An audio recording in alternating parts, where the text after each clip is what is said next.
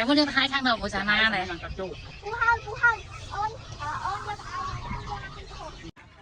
Bài một chút chút thôi.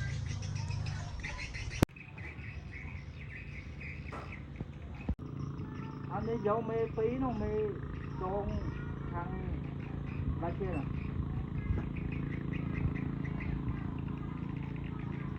Nhóm nơi nè nó xử lý. Chỉ có từ. Còn nó được đây. Nó đi làm đâu đó. Lâu để số đây. Đây, ông pha lên.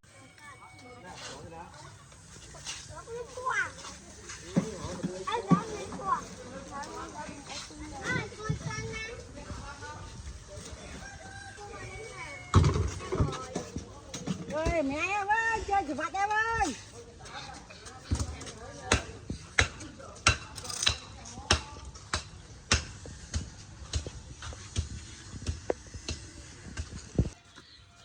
Bây giờ ngay thật một tô cho rằng đá là thọt vợ mà trông không vợ bố mẹ không ngày đang mà khoảng ấy mình nơi nãy nó đang khai ấy Nụ chả đâu chẳng sợ ấy mình nơi chả đâu nó có năm này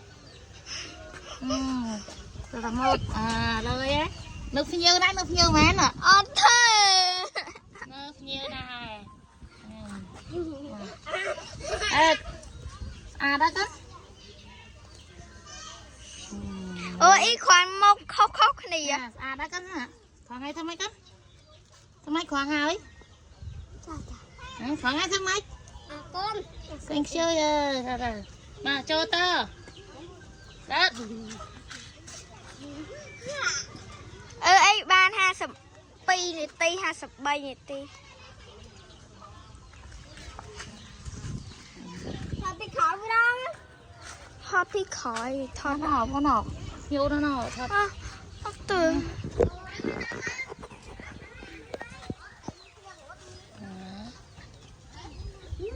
chi mà tàu mà